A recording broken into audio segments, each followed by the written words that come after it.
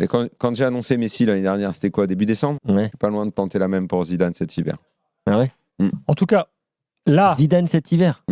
L'équipe, j'espère que vous allez bien, et si Riolo nous refaisait la même qu'avec Messi la saison dernière, lorsqu'il annonçait en décembre que Messi allait rejoindre le Paris Saint-Germain. Là, on est entre nous, Messi sera au PSG l'année prochaine. Ça va. Messi sera au PSG l'année Ah prochaine. mais je suis très sérieux. On est Tu contre affirmes, nous. c'est pas. Je suis très sérieux. Messi sera au PSG l'année prochaine.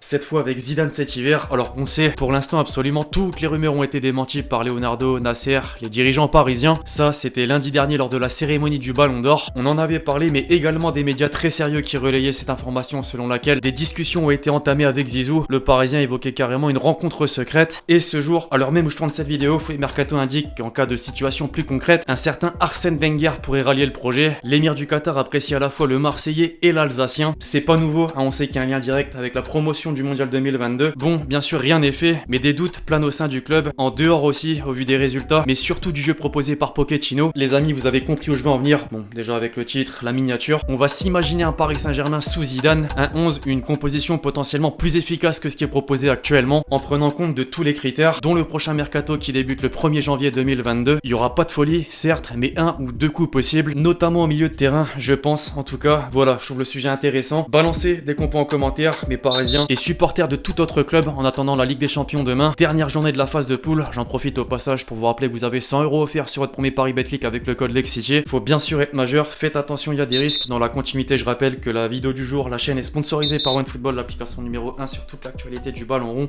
gratuite, dispo dans la description. Et tant qu'à faire les amis, pensez à lâcher votre meilleur pouce bleu pour le soutien, le référencement et parce que ça m'aide grandement, tout simplement. Merci vraiment à tous ceux qui le feront, vous êtes les boss tout simplement.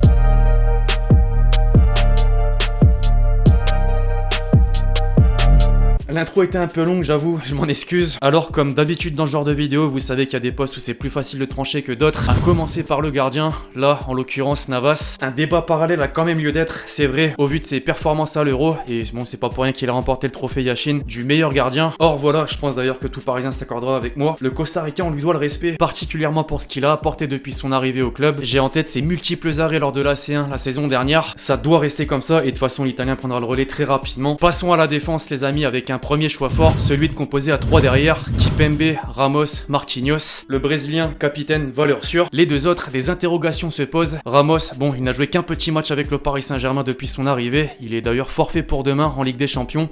Les blessures, ça craint vraiment. On retiendra que durant sa seule apparition, il a été un vrai patron comme au Real Madrid. Quant à Presco, je sais pas s'il mérite vraiment une fixette. Une chose est sûre, avec l'enchaînement des matchs, il peut se montrer catastrophique. En début de saison, on s'en souvient. Après, évidemment, les joueurs ne sont pas des machines. Cette charnière en envoie, quoi qu'il en soit. Pour compléter la défense, deux pistons. Le premier à gauche, Nuno Mendes. Paris a des latéraux qui sont capables d'énormément apporter offensivement. J'aurais pu mettre Bernat sur ce côté, mais j'ai privilégié la jeunesse. Tandis qu'à droite, sans surprise, Hakimi. Il aura pas mis beaucoup de temps à convaincre tout le monde en un seul petit mois. On disait tous la recrue de l'été. Bon, malheureusement, au fil du temps, ça s'est un petit peu refroidi. Ce peut-être à cause d'une mauvaise utilisation de Pochettino. Par le passé à l'Inter et même à Dortmund, il évoluait justement dans ce couloir, non pas en tant que défenseur droit, mais bien piston droit. Voilà, j'estime qu'il faut le remettre dans ces conditions. Basculons dans l'entrejeu avec Wijnaldum, nouvelle recrue qui je trouve prend du galon de semaine en semaine. On l'a vu d'abord buteur en Ligue des Champions, puis en Ligue 1, notamment ce week-end contre le Racing Club de Lens. Mbappé lui dépose comme il faut aussi, on va pas se mentir. Je reste persuadé qu'il peut pleinement retrouver son niveau de Liverpool. Sinon, une fenêtre de transfert va s'ouvrir pour pallier à un manque éventuel. Des opportunités sont à saisir. Pogba, par exemple. La pioche est dans les tablettes depuis un certain temps et visiblement, il s'éloigne de Manchester. Ceux qui ont suivi la série Mercato, vous êtes pas sans savoir que TK78,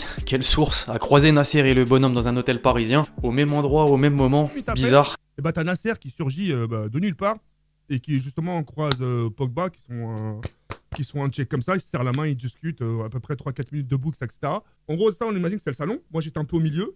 Pogba il était juste là et la table de Nasser. Enfin bref, on pouvait tous se voir, d'accord? Après, ça fait forcément tilt de se fier à ça, mais c'est un fait. Dans le rayon des noms à retenir, j'ajoute aussi Kessié. Son contrat arrive à terme cet hiver, il sera donc libre, et j'imagine que son profil est plutôt idéal. Mes Parisiens, vous me confirmerez dans les commentaires. À l'instant T, restons sur Wijnaldum, avec lui, à ses côtés, sans aucun doute, Verratti. Encore faut-il faire une croix sur les blessures, même s'il y peut rien. C'est l'un des joueurs qui a manqué le plus de matchs depuis son arrivée. C'est un très gros problème quand l'objectif principal est de gagner la Coupe d'Europe. On peut en dire autant, d'ailleurs, du joueur que j'ai positionné en 10, Neymar. La cheville prend un coup à chaque saison. Faute à pas de chance ou au manque d'hygiène de vie, personne n'a le mot de la fin. Le résultat est là. Heureusement, l'effectif est suffisamment fourni pour pouvoir se permettre de placer Di Maria. Il peut prendre la relève et assurer. Chaque fois que l'Argentin joue, il ne déçoit pas. Il me déçoit pas en tout cas. Et donc les deux derniers éléments, les deux attaquants, Mbappé d'abord, l'homme qui porte à lui tout seul le Paris Saint-Germain depuis le début de saison. Si Pochettino sur le plan comptable est encore dans les clous, il lui doit en grande partie parce que malheureusement, et personne s'y attendait, l'un des meilleurs joueurs au monde ne parvient pas à s'imposer en Ligue 1 notamment. Mais si, il y a un truc qui va pas et c'est peut-être le système de jeu. Comme on l'a vu en début de vidéo, le clan du joueur commence à avoir des doutes concernant l'entraîneur actuel. La maillot ne prend pas et on l'a tous constaté. Alors voilà ma composition finale qui je pense serait bien plus intéressante que ce qui est proposé actuellement par Pochettino. Ça ne reste que du papier pour l'instant, c'est sûr, mais j'aimerais voir ce que ça donne. Bref l'équipe, j'espère vraiment que vous avez kiffé cette vidéo. Je compte sur vous, c'est le cas, pour lâcher votre meilleur pouce bleu, très important. Donnez-moi vos avis sur ce 11 dans les commentaires, que ça soit sur le dispositif, là donc j'ai mis un 3, 4, 1, 2, 3, 5, 2, appelez ça comme vous voulez, sur les joueurs également, et sur Zidane, doit-il être le nouveau coach du Paris Saint-Germain?